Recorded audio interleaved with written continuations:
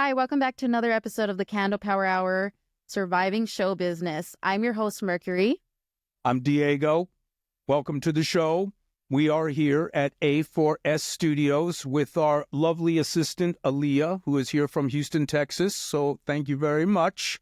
And I just want to introduce, without any delay, as I just did, Mr. Vinny Appice.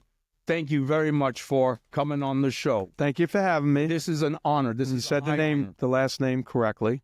We did. Yeah. And that was a question that was just asked outside the doors because everybody always asked throughout our childhood, is it Appice or Appice? Well, I'm Appice. My brother Carmine, he's older than me. He's 11 years older than me. Plays drums, obviously. He's Appice because the family said Appice. And then when my brother Carmine played with Rod Stewart, Rod kept hearing the last name pronounced all different ways. And he said, "How do I pronounce your last name? I'm confused." And Carmine said, "How do you hear it?" And Rod said, Appice. So he became Carmine Appice. And I heard that. I went, I don't like that. It sounds like a piece of pizza or something, piece of cake. Right. My father said Appice. I'm going to stick with Appice. So Carmine used to be Appice on the records and interviews and stuff. And then when he teamed up with Rod, then it became Appice. But it's been the most asked question since 1976. Absolutely. For me and him. Absolutely. Not a bad thing. And it's been an argument for the kids since those days. And so now you're... Matter of fact, I played with Ozzy at some point, right? So did Carmine, right? And Carmine was before me because I was playing with Dio. And then we played all these big shows and was with Ozzy with Sabbath. And he introduced the band. He goes, "And Vinny Appice on the drums." And I went, oh shit. It's Appice. So the next morning I had to tell Ozzy, "Hey, Oz, Carmine says Appice, I say Appice." And you know what he said? I went, okay. You got it. Nice. Getting back to your childhood with Carmine, growing up, what city were you born in? Where were you raised? Brooklyn, New York. So you're from Brooklyn. Yeah. Grew up in Brooklyn. Yes. Yeah. We lived in one house and a big move around the corner. All right, always down. Bought that house and then we lived in that house. Okay, you guys were brothers. Who got into music first? Was it your older brother? Well, Carmine. Mm-hmm. It actually started, I think, with a first cousin, Joey. He had a drum set and he was playing at the VFW Post, and my father was a VFW guy. And they would take Carmine to the event they had. I think I was too young, and he had the drum set, so Carmine was amazed. Wow. And then he wanted to do it. So he inspired him. And then he's 11 years older than I am. So when he put a band together in Brooklyn, I was 8 years old, 9 years old, and they'd rehearse in my mother's house. And we called it the porch. It was the front room. And I would sit down on the floor and look at all the gear and wires and equipment, and then they would play. So I had this great entertainment at 8 years old, 9 years old, and it inspired me. I was like, I want to do this. This is fun. Looks like fun, So I started playing on his drums. Then he eventually got out of the house, and he told my parents, "He's really good. You got to send him for lessons." So I went to lessons for 3 years at the same guy he went to in Brooklyn. All reading and, on the pad, all that kind of stuff. So that's how I got going, And then from then on out, it's a matter of networking, like in this business, especially with who you're playing with, what can you do, what connections they have, and make it happen. So when you were in school learning how to play drums, you're talking about learning the rudimentary drums. You're learning, how to play drums. No, technically. I learned on my own. I went for lessons to go through books, not the school stuff. I got thrown out of the school. Right. Now, but did that help you? Because a lot of kids from my generation, we didn't go to the books. We didn't go to learning those basics. Right. We went straight to teach me Smoke on the Water. That's what they do now, Right. because I do a lot of Like lessons. classically trained, basically. No, I just know how to read. These are like Bible books. These maybe 4 books are books that a lot of drummers went through, especially these monster drummers that are out now. And so that just taught me how to read. It teaches you the value of the notes. Then you know what you're playing. You can almost visualize, or you watch somebody else playing and you can visualize what they're playing. It really helps. But these days, a lot of kids don't have the patience, because I've done a lot of lessons with Zoom or in person, and they want to learn, what's this? You know, a lick. Right. Okay, boom, boom, boom, whatever it is. And they don't know what they're playing. Right. It's played by ear, but it's a different thing. When I grew up listening to the great rock and roll, to me, they were compositions, and they were crafted and written. They were written with knowledge of music and piano playing and arrangement, composing. Mm-hmm. So there was a big difference to me with those bands being from, classic rock all the way to the heavy metals. They were crafted songs, and they were worthy. It was worthy music. Mm-hmm. So that's something to me that is sort of not around as much, because people don't spend time writing songs. And I think knowing those books. Well, the books are just, were a Helps. foundation for the drums, Yes. And then there's other important things when you start playing in a band and recording this and that, is there's a tempo, there's steady, there's dynamics and all this shit. Because I see the band in Brooklyn, we got signed to the Record Plant Studios in New York City as a management deal. So we were always at the record plant. We had a nice big rehearsal room on the 10th floor. And Jimmy Iovine from Interscope Records, Beats Audio, he was our good friend from Brooklyn. He brought us in. Then he produced a couple of songs with us. It was a 9-piece band with 4 horns. And I remember going in the studio with him the first time, and they said, "You're rushing." I said, "I'm rushing? Really? Oh, man." So they set up a metronome light. It's hard to play to a light. Click is different. There's lights come. You got to anticipate that light. I'm sitting there practicing with the metronome, and then I was made aware of all these other aspect things that to make a record, and so learned a lot. There's all this other stuff. Was that BOMF? Yeah, Band of Mother. Can I say Fig Newtons? Yeah. Sure. Fuck it. Band of motherfuckers.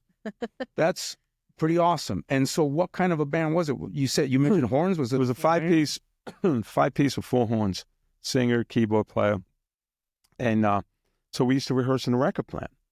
And then one night, Jimmy Iovine calls on the phone up there. He goes, "Can you guys come down and do hand claps?" Okay. This is 1975. There's no computers. So we go down the elevator, walk in the room.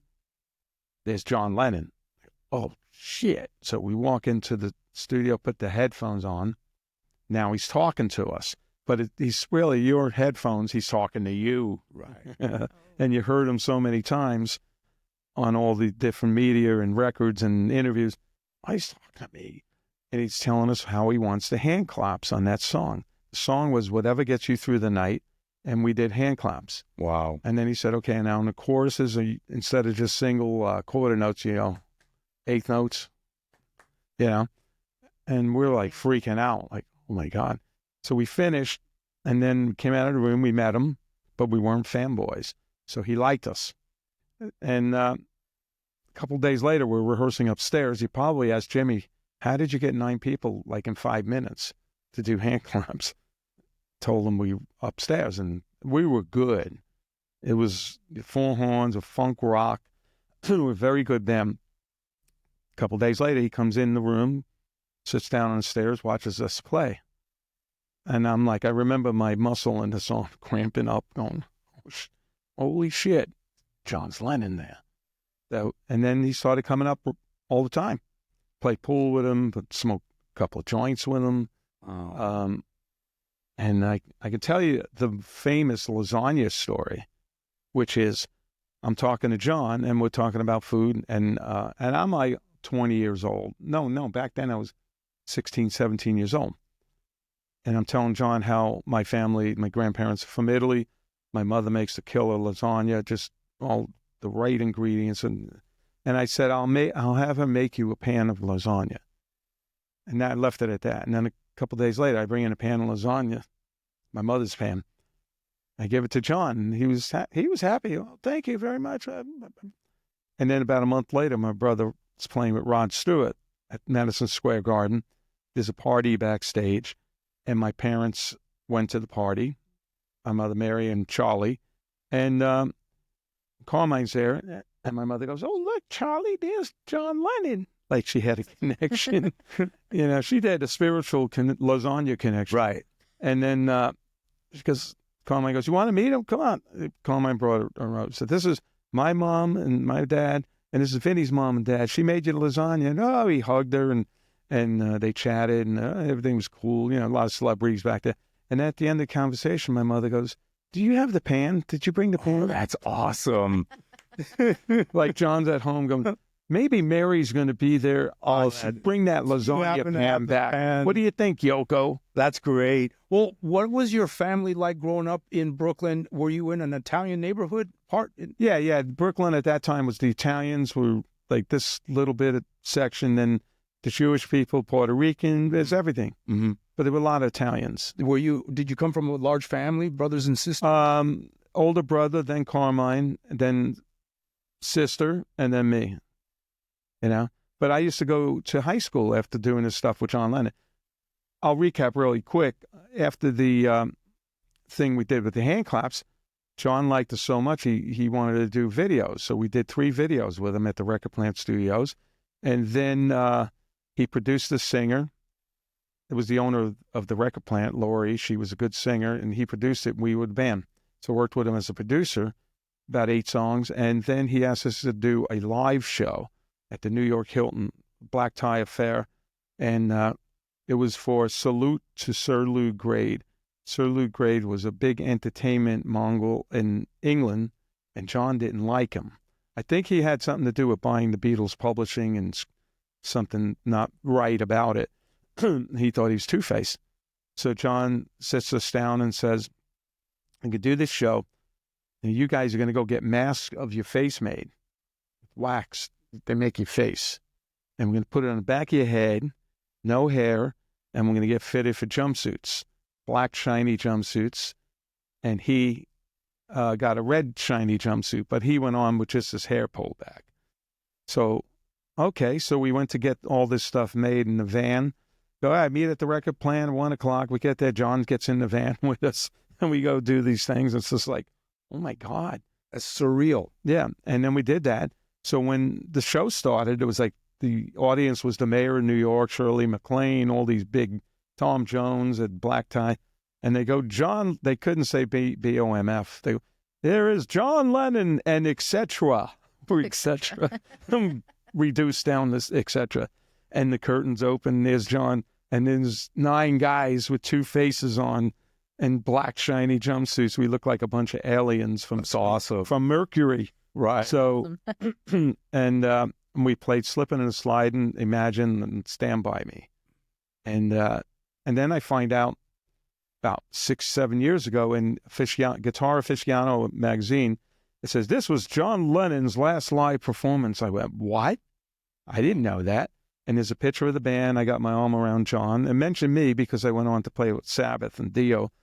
John Lennon and drummer Vinny Appice, Sabbath and Dio, blah, blah, blah.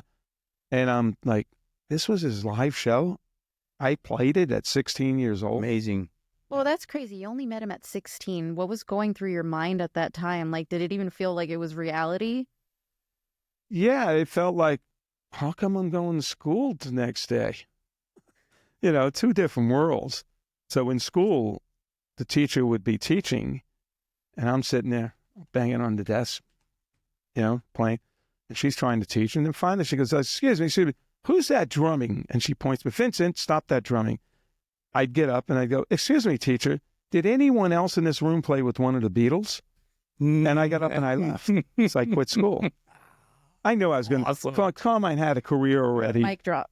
Yeah, That's pretty much. if I had a drum there, I would have skipped out of the door. Awesome. Were you already a Beatles fan? Did you grow up as a Beatles fan? Yeah. But you hit it in front of John Lennon, like, you weren't starstruck in front of No, him. that's why he kept hanging out with us. Right. He kept hanging out. And I was never like, what was it like when we didn't do that stuff. Right. But for being a teenager, that's a lot of self-control. Like, oh my God, like, look who's right in front of me. Yeah, I was like, and I didn't get stupid me. I didn't get an autograph, nor did I get a single picture together with him. I got a couple of pictures of the band on the show night, Right. and us and John Lennon. Or you got the memories, and that's what's amazing. Memories, but I wish I got an autograph. Right. And then later on, something that's weird that happens with, I don't know what it is, spiritualism or something. When I joined Sabbath, we're on tour, we're going to record a song called The Mob Rules in England for the movie Heavy Metal on Warner Brothers, the movie that came out. And we had a couple days off. So I go, well, we're going to go over to John Lennon's old house. He was passed by then. It's owned by Ringo. There's a studio in there. Okay, so we pull into this beautiful, giant house. And it's the place where he shot Imagine, the video, and him and Yoko in the garden with his bushes was shaped like dinosaurs. So it was like a 10-foot, 12-foot T-Rex hedge, like this. Hedgeosaurs. Amazing. So I walk in, holy shit, the typical English mansion, the steps, going the wood steps. And they gave me a key. I go in, and there's a plaque. It says John and Yoko. But he just passed away, and I saw too many Frankenstein movies. I said, I don't want to stay in that room. Although now when I think about it, had I seen a ghost of John Lennon, it would have been pretty cool. Right. But I was a kid. Well, last question with John Lennon.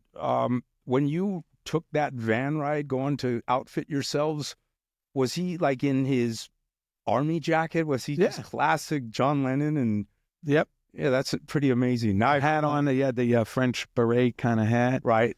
And now I feel like Chris Farley interviewing on Saturday Night Live.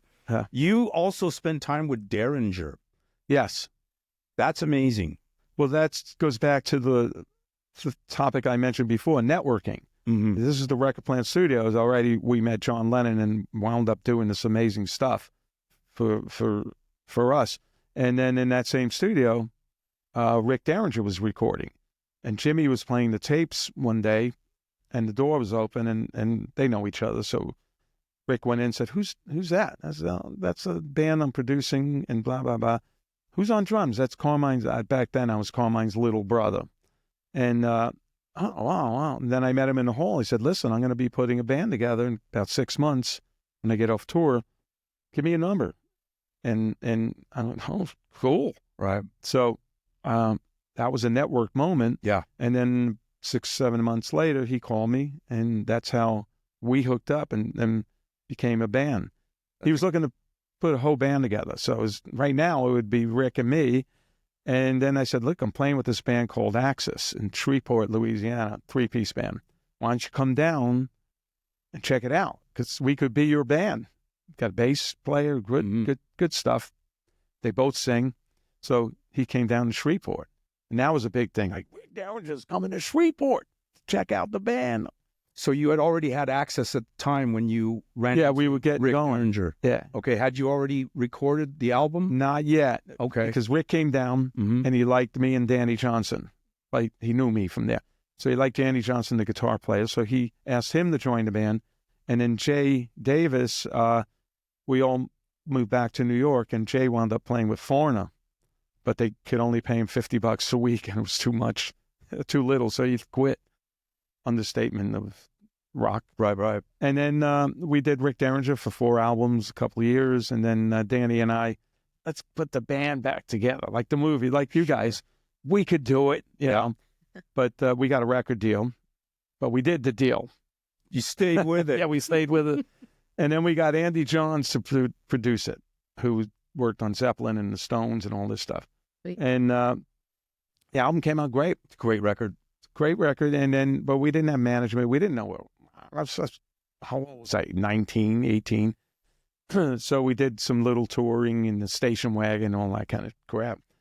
So did you come to Hollywood at all with Access? Did Access have any Hollywood yes, life in it? The reason being, we moved back to New York, worked with Rick. Then we said, let's move to California. It's so much easier to do stuff, in New York. You when you moved here? That was 76. I was probably 21, 22. So you tracked It's a Circus World in Los New York. Angeles. Oh, in New York. Okay. Then you came to L.A. We did New York. Then the album came out. We did tour. Nothing was going on, but we moved to L.A. in the interim. Mm-hmm. And it was just easier to go in Manhattan. You got to pay for parking. You got to, rent the studios. Everything was more expensive. So it was easier to do stuff here. And then we got the album. And that's the album that when I went down to meet Tony Iommi, he walked in with the album. He goes, "This is good, good." So that was some reason why that happened, It seems like you've had some amazing moments of being in the right place at the right time. Yeah. Which is, I would say that's congratulations. destiny. Oh, and that what's too. meant for Absolutely. you. I wind up in Came Lennon's back. room, right? In that house, we opened the closets and all the Beatle gold records were in there and falling on the floor and swag. And even the Sabbath is going, "Oh, wow." Right. Just Beatles stuff. Just gold records as drink coasters. Yeah. When you got involved with Black Sabbath and Ozzy, or you didn't, because the story is that he might have been a little bit too crazy, or you were advised that he was crazy. Yeah, let's recap on that. You got a call from There's a story with that too. Was that pre-Bat or after the Bat incident? When Oh no, this is the very beginning. Ozzy was thrown out as Black Sabbath. Right. They fired him because he was drinking and all that, blah, blah, blah. And now they're going, now what do? We need a singer. So they found Ronnie James Dio, and that worked. Tony and Dio, they wrote Children of the Sea for the first song and Heaven and Hell and all that. And it brought him back up on the charts. And did it? Yeah. But before that, I got a call from Sharon Osbourne, I told you, and Ozzy's putting a band together. We'll fly to England and hang out. So this is the very beginning of Ozzy's solo career. And so I asked my brother, I better ask my brother, Carmine, what's with Ozzy? Is he crazy? Should I go? I didn't even know where England was. I was 18 years old, 19 years old, 20, whatever. I've never been overseas. And then Carmine goes, well, yeah, he's crazy. Last time I was with him at the Rainbow and sitting there eating spaghetti, and then somebody came over to Carmine, wanted an autograph. He does this. Then he turns around and Ozzy's sleeping in the bowl of spaghetti, his face down in the spaghetti. So I went, oh, great. That sounds like fun. Just another night at the Rainbow. It's happened everywhere. Yeah, so then I called and I didn't do it. And then the next thing that happened was, I don't know where they got my number. About a month later, Sabbath calls. That's a pretty good year when Ozzy calls and Sabbath calls in 1 year. And they said, we're in town. We need a drummer. We heard about you. You want to come down and meet Tony Iommi? Okay, great. So Tony, I go meet him at the Marquee Hotel, and Tony walks in the room with the Axis album, which makes me think, how did he hear it? It's a turntable. We didn't have Walkmans back then. Right. Well, the Walkman just came out, but he had the album. So that was another something that's intertwined with this destination of you're going to wind up playing with these guys. You know? So he really liked the album. And then I went down and to play with them in SAR Studios. That was on Sunset. I don't know if it's still there or not. That's when I met Ronnie. I met Tony, Geezer Butler, and then the keyboard player. And they go, what do you want to play? And I wasn't a big Sabbath fan, nor was I a big Rick Derringer fan. I wound up playing with people that I know of and heard their music, but I was never a fan of, which is cool because then I treated it as a musician working situation. Yeah. Not fanboyish at all. So. Right. But I heard on the radio on the 405 freeway when Neon Nights came out, Ronnie singing. I went driving. Wow, new singer, kicks ass. Sounds good. The band sounds great. And then 2 weeks later, I'm in the room with them. They go, "What do you want to play?" Neon Nights, because they knew the song just went like this, and there was only a breakdown before the guitar solo. So you could fake that, by listening. I thought, because I don't know the old stuff that well. Heaven and Hell shook the world. Yeah. And for a comeback, as a kid in junior high, I had a Ghetto Blaster, and I had Heaven and Hell, and I had Back in Black. Those are my 2 cassettes. And it was a Sony Ghetto Blaster, and it was loud. And I would carry it around the neighborhood all day. I didn't go to school. And I almost had it taken away from me listening to the Heaven and Hell by these big guys in a truck. They almost robbed it from me. But the other thing, I want to get back to Derringer real quick. Another dumb story of my childhood is that Rick Derringer's guitar ended up in the hands of my buddy because BC Rich was, the manufacturing company was on Alhambra Road in our town, El Sereno, and it got broken into by the neighborhood kids.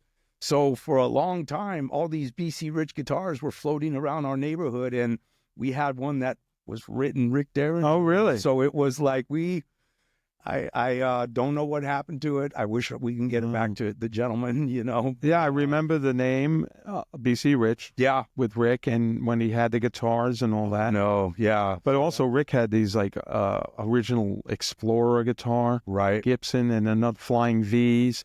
Guitars that are worth a fortune now. I don't know if he still has them, but I remember that. Getting back to Black Sabbath, you walked into the gig because Bill Ward had to bounce out.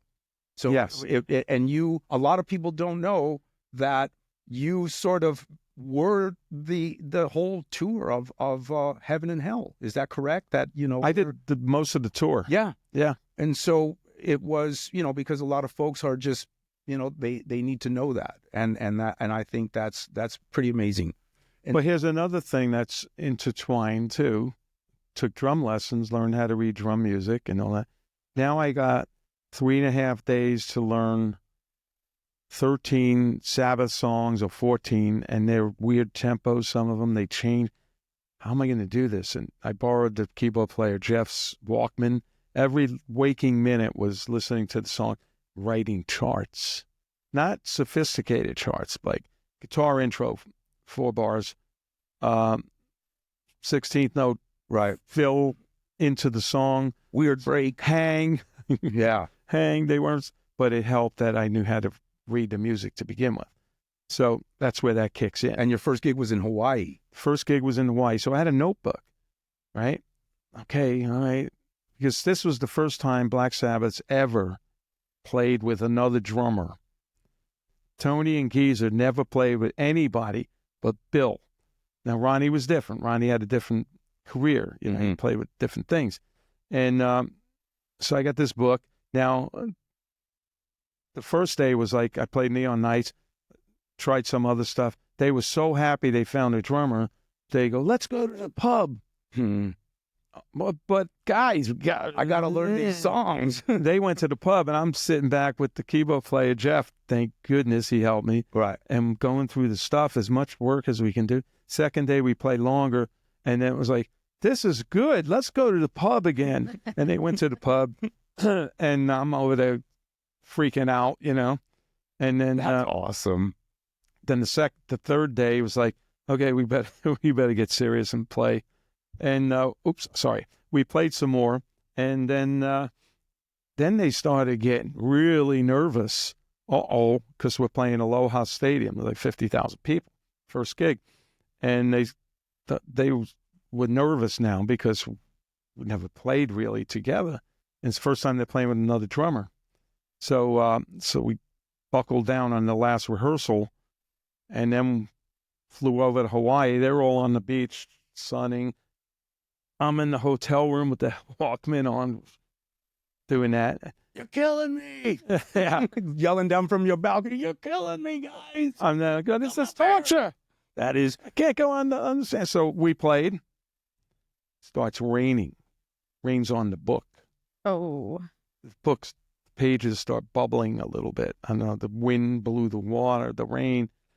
And it's like, oh, so then we just had to wing it. The endings were like repeating the end riff going, you ready? Wasn't set. And at the end, they went to the pub for a different reason. We got to talk about this drummer. Yeah, But we yeah, both think we're for that. Before we get to the Mob Rules record, because I have some cool questions. The what ifs, had you joined Ozzy's band and knowing what the fateful day of Randy Rhoads passing, what would it have been like? Everybody, you had that opportunity. You ever think about that? Yeah. I always said, you know what? If I might have joined Ozzy, I knew Randy when he played in town here before Ozzy with Quiet Riot. We played Axis and Quiet Riot at a couple of clubs. And I heard Randy play. Well, wow, that guy's really good, and I got his number. So keep in touch. And I always thought about that. I said, if I would have joined Ozzy, I might have been on that plane because it was in my 20s. Yeah. And, and you're fearless back then. You go, yeah, I'll go on a plane. Sure. Let's take some nosedives, or whatever. So I always go, what if? It's amazing. Well, the second time the opportunity came around, and, I really do believe that if something's meant for you, it comes back for you. What changed your mind With you joining? Ozzy? The second time you had the opportunity, what changed? Oh, well, that was different because, again, they were on tour. They were doing tours. And then Bill Ward had a medical issue.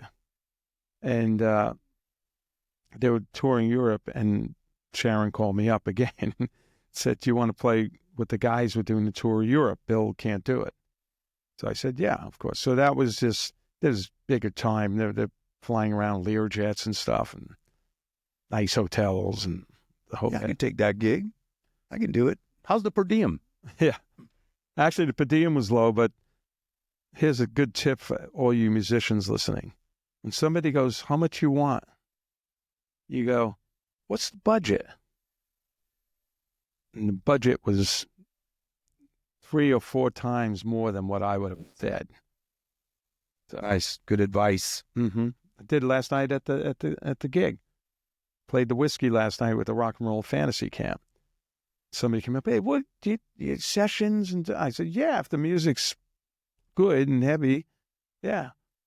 What do you charge? I said, what's your budget? Yeah. He goes, I'll let you know. Okay, Yeah. fine. Because you sell yourself short. Or you Good don't advice. want to sell yourself short. Yeah, so. Mob Rules. Now, this is amazing because we all know the phenomenal album. I want to know about the process of making Mob Rules. Now, you rented a house in Toluca Lake. And is that what happened? Can you tell us a little bit about, or was a house rented in Toluca Lake for the writing of Mob Rules? Did you guys hole up in a little? Well, what happened was first of all, we recorded the first Mob Rules in John Lennon's house. And that was for the movie Heavy Metal. It's on there. That's pretty much the same arrangement. Sounds a little different. Martin Birch produced it. Then when we finished the tour, we came back home. Ronnie and I lived within miles of each other in the Valley, California. And Tony and Geezer. Tony lived in England. Geezer had a house here, I think. So Tony might have rented the house. I see. Toluca Lake. And then we got together and went into a little rehearsal place in the Valley every day and just slammed out riffs and jam. Nobody came in with a song. And because Tony's like riff master, you walk in and it's something like that. You go, yeah, get on the drums. And I was in charge of recording on the cassette tapes all the time. And when we hit on something, that's boom, record, play. And when it was finished and was sizzling out, it'd stop.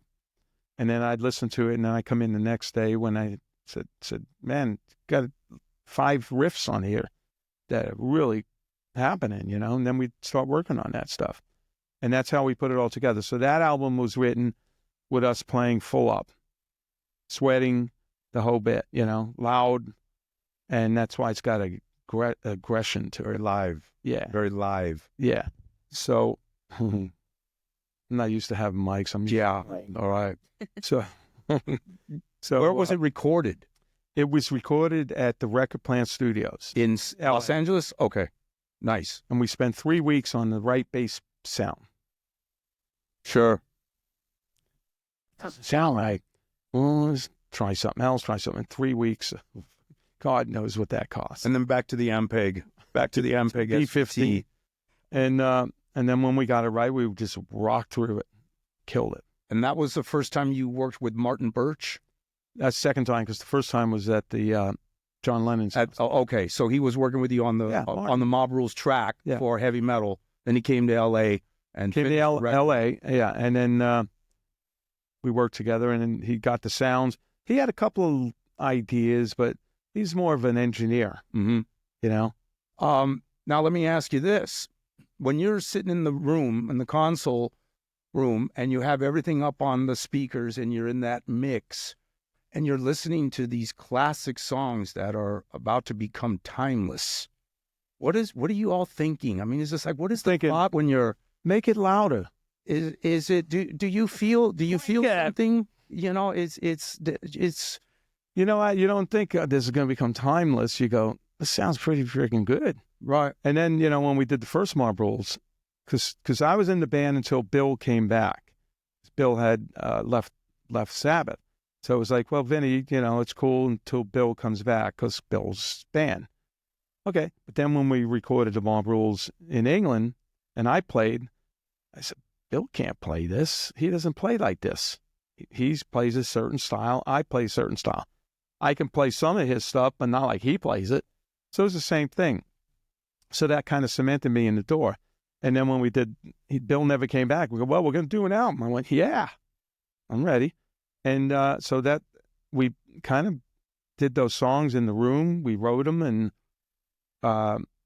it just worked. Then we went in the studio. Martin was easy to work with. He got great sounds. And you start to hear it coming alive, like, this is kicking ass. Because people say I gave it a different type of new blood, because Bill doesn't play as fast, mm-hmm. you know. Right. And different style with Bill. And then like the Mob Rules albums, pushing it. I'm pushing it. Mm-hmm. All the bands I play with, I like to push them. You know, give them the. You're a pusher. Yeah. I'm a pusher. Not drug pusher. Yeah. Drum pusher. Not a drug pusher. When you were touring with Mob Rules, because for me as a kid in that generation and just absorbing everything, a lot of those amazing albums sort of dropped at the same time, or at least, you know, it seems, because it's been 40 years. But from Mob Rules, all of a sudden now you're transitioning to Dio, which is another legendary band. Well, and the Mob still in the same circle. Yeah. Tour did that transition happen? And, you know, was it?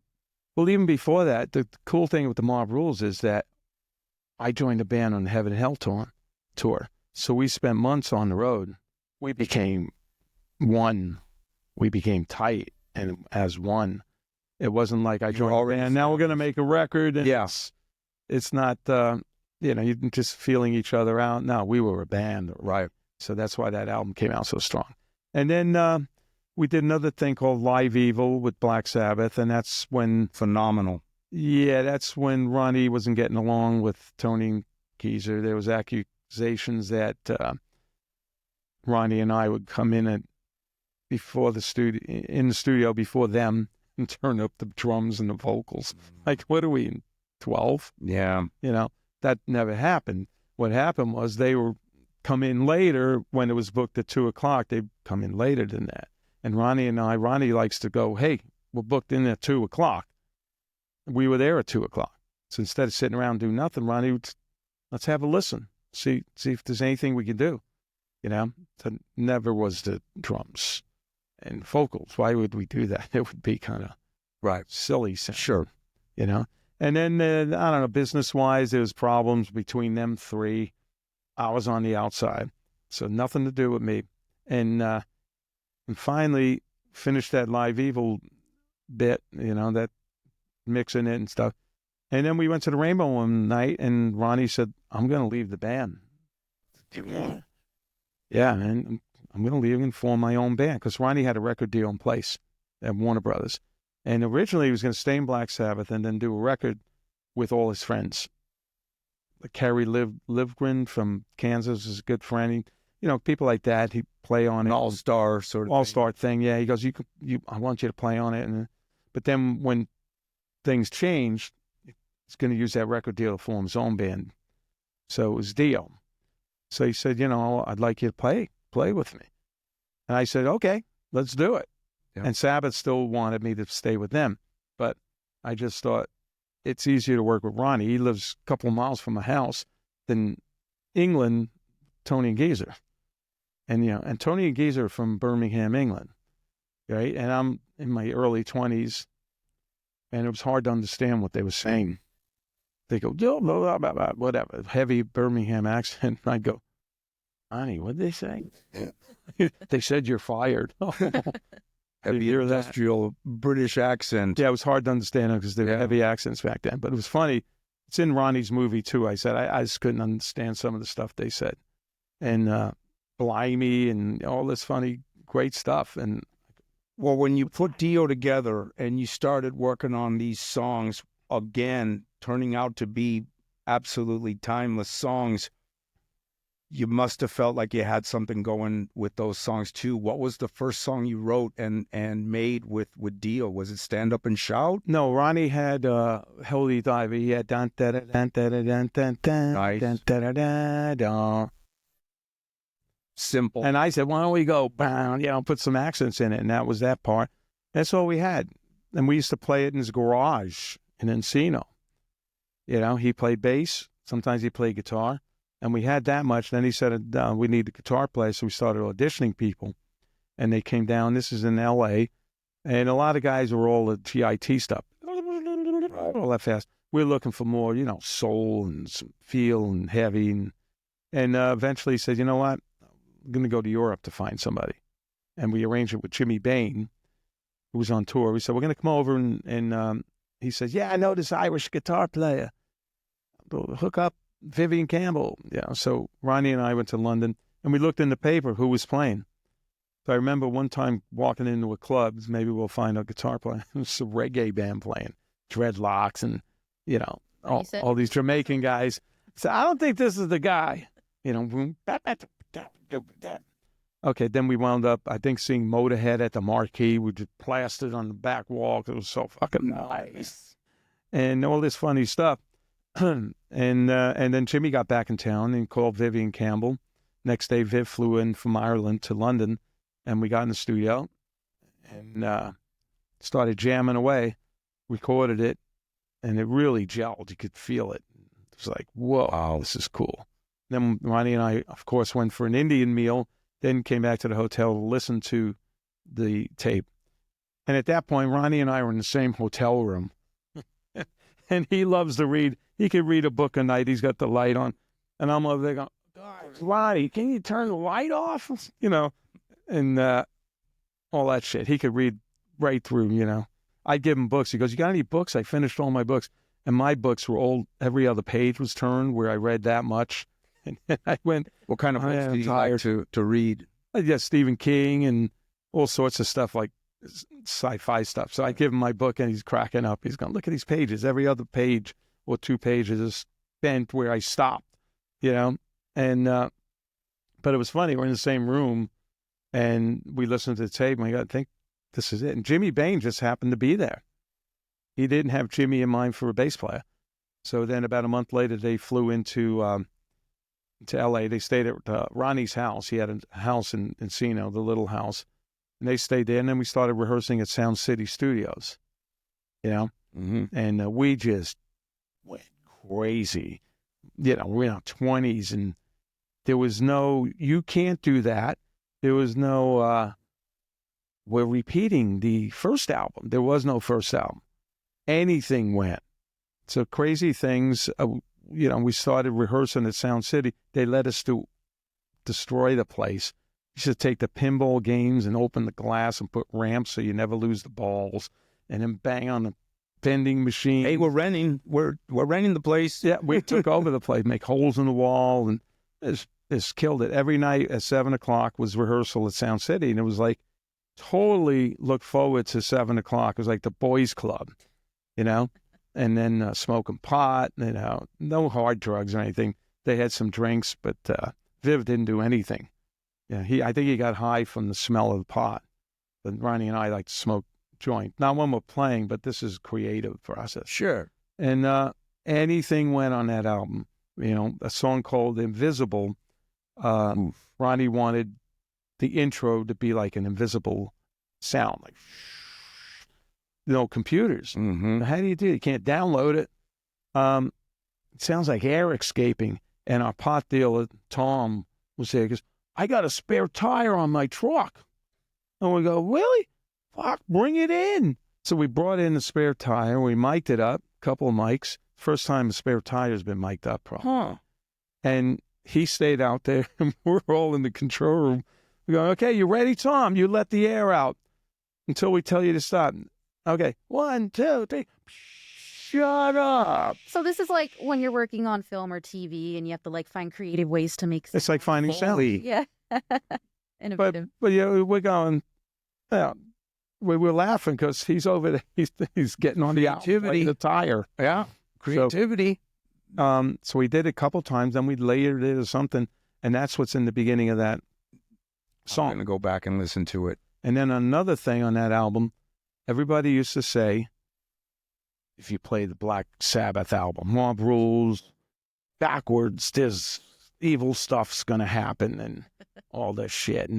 And so I told Ronnie, I said, dude, let's put some backwards stuff on. Everybody accuses the band of doing this, but it's never on there. So at the end of the album on a song called Shame on the Night, it fades out, and then all of a sudden this voice comes in and goes, yes. It fades out.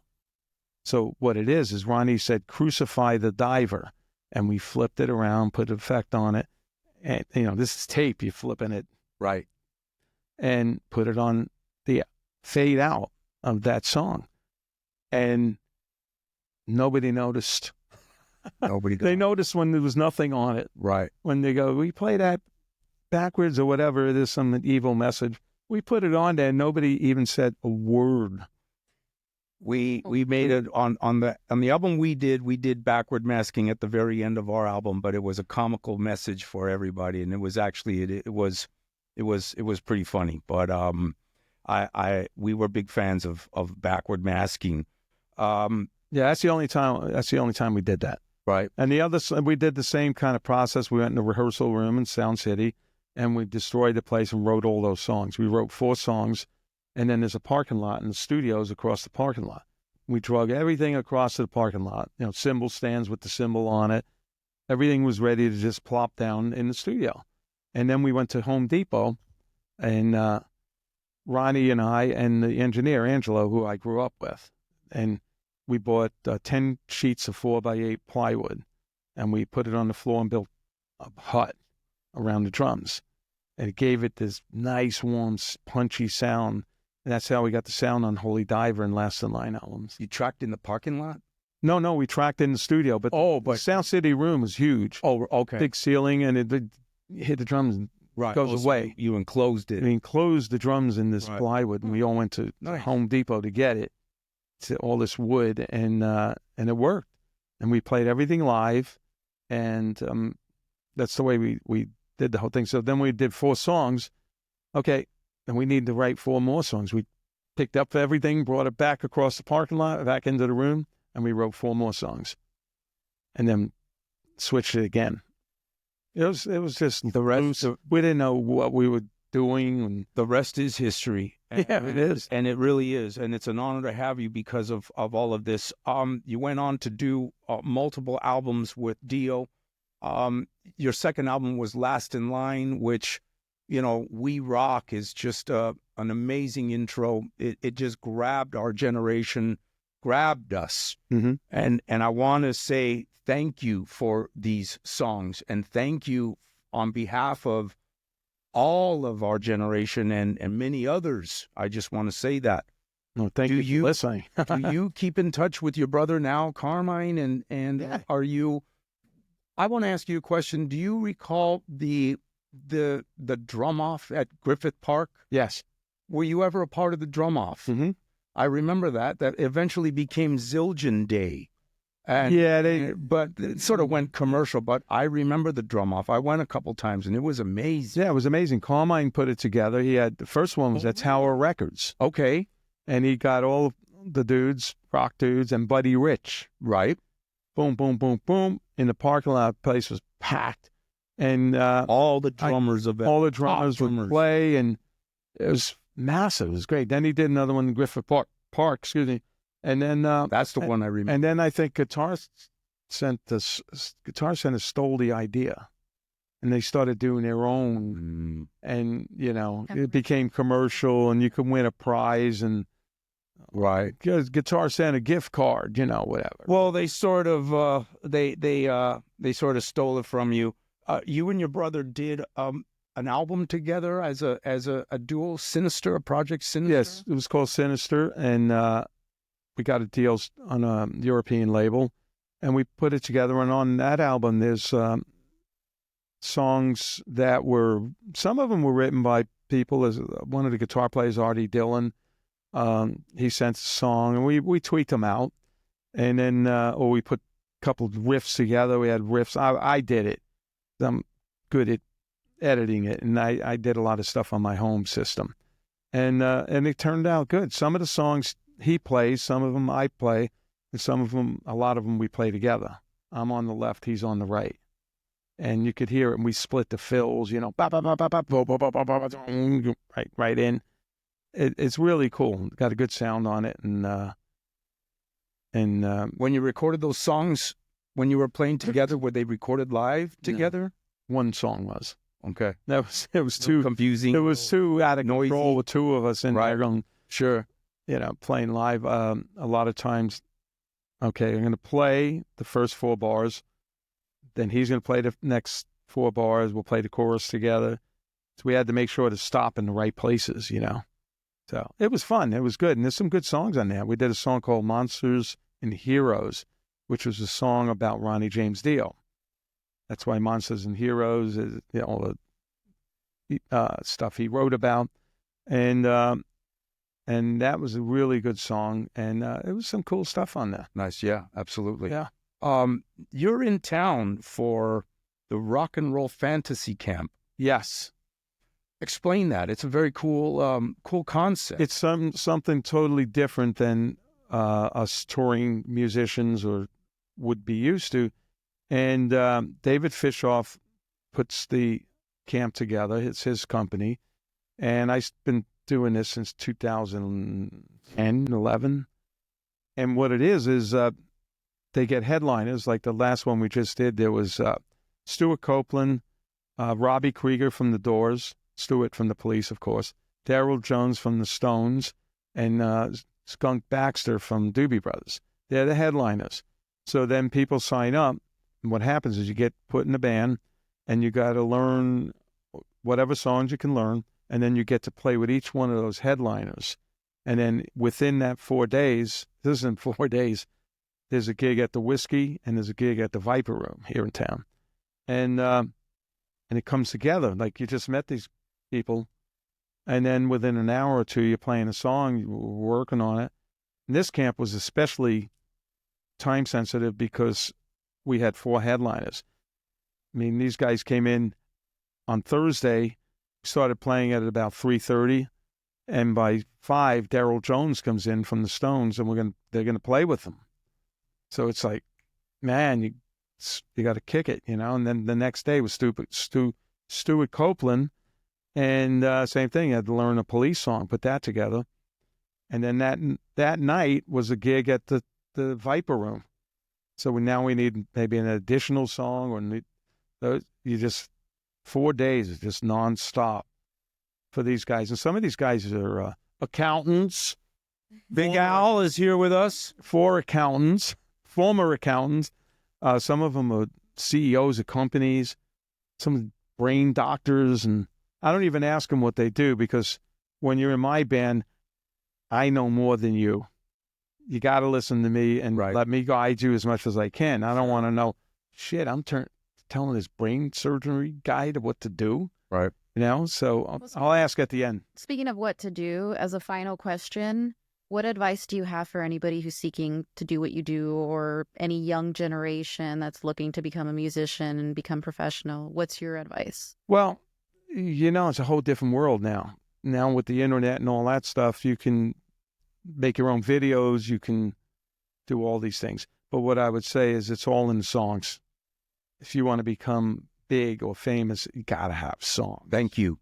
Got to have songs. You can have a great band with shitty songs and it doesn't do much. You have a shitty band with great songs and that works too. Thank you. And then the other thing on the other side of the coin is got to know a little bit about business and money, because I've been in situations where, the check's going to go to the manager's office and then I'll pay you.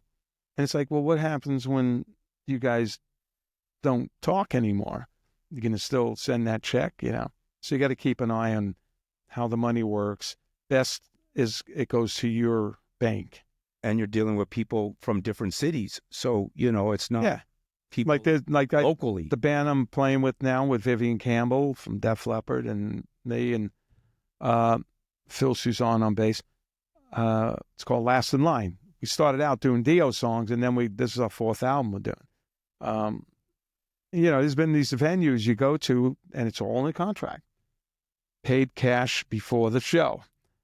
And sit there and go, okay, we need to settle up before we go on.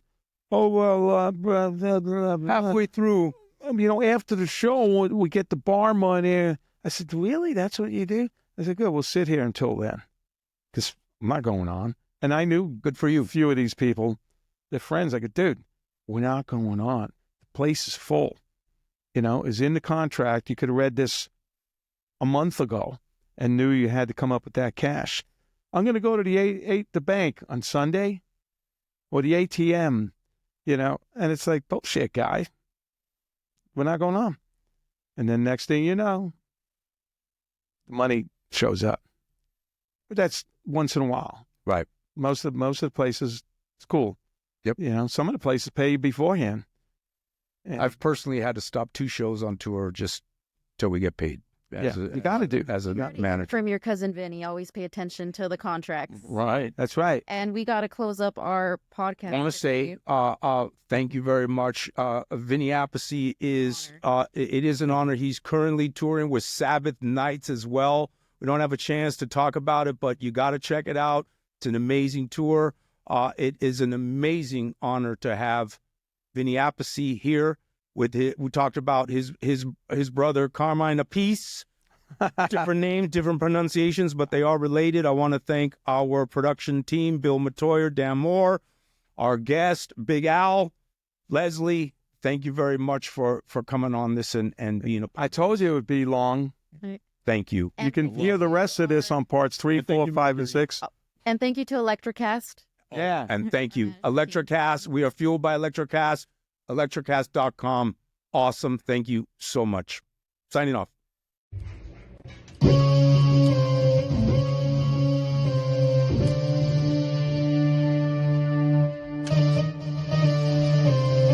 Sit, Lulu, sit. Powered by Electrocast.